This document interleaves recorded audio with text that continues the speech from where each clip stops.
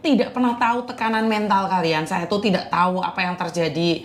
Karena kadang-kadang masalah yang ada di rumah itu punya dampak pengaruh yang sangat besar sekali.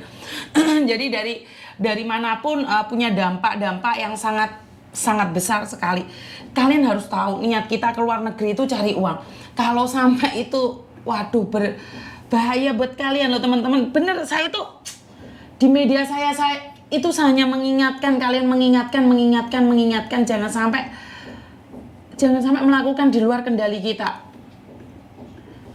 Buat teman-teman yang mentalnya sudah down, buat teman-teman yang mentalnya sudah kena, dan kalian nggak kuat menghadapi kenyataan yang ada di luar negeri, pulang saja.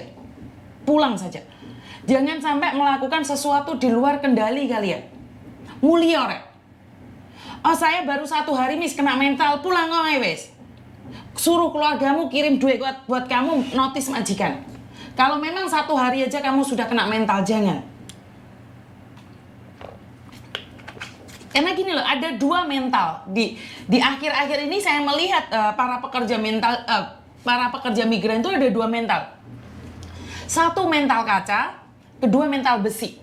Jadi mental besi semakin digembleng, semakin dihajar, semakin disakitin, itu semakin kuat dan semakin tajam. Dia semakin tajam, tapi dia tidak akan melukai. Semakin tajam, semakin kuat, semakin tajam, semakin kuat. Tapi dia tidak melukai. Tetapi mental kaca, hari-hari ini mental kaca, kesentuh, piar, langsung hancur, lebur. Dan ingat, kaca itu akan menyakiti. Kaca tersebut itu akan menyakiti. Kenapa?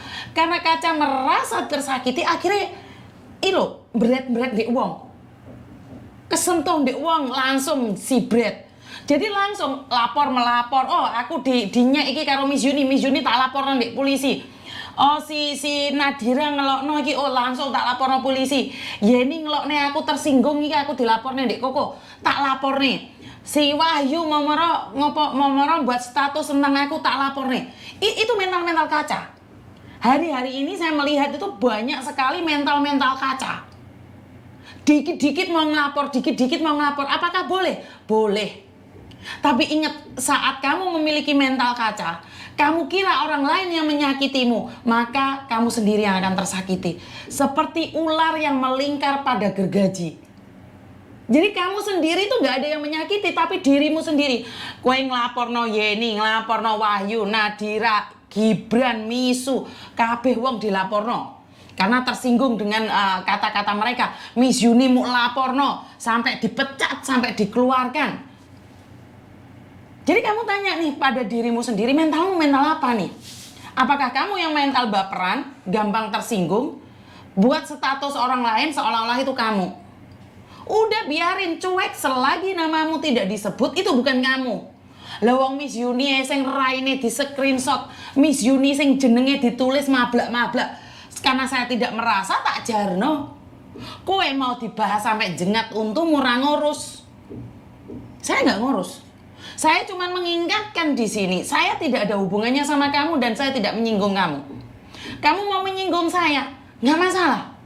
Saya jelaskan, kowe pingin terus apa Miss Yuni? Miss Yuni itu seorang pembantu dari Indonesia yang keluar negeri, kebetulan punya jodoh menikah dengan orang Hong Kong.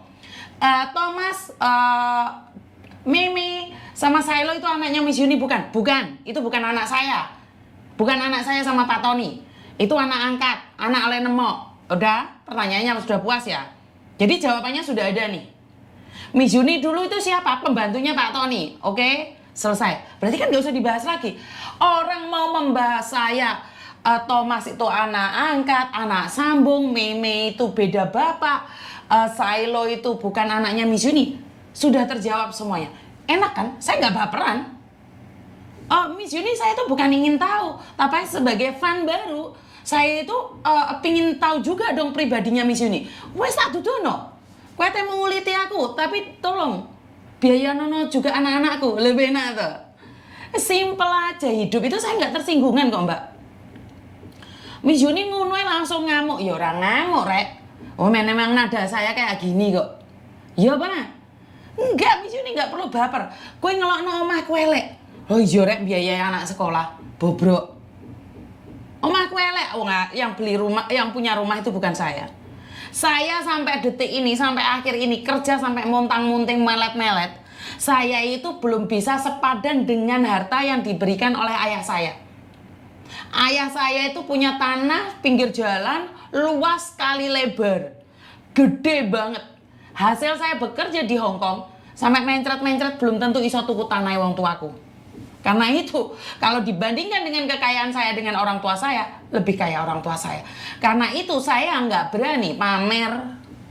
Nggak berani koar-koar aku tiso tuku iki tuku iku.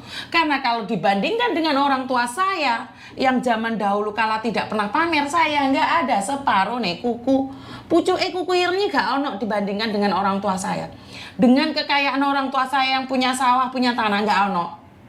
Gak wani aku. Tapi aku sendiri nggak berani untuk cawe-cawe harta keluarga.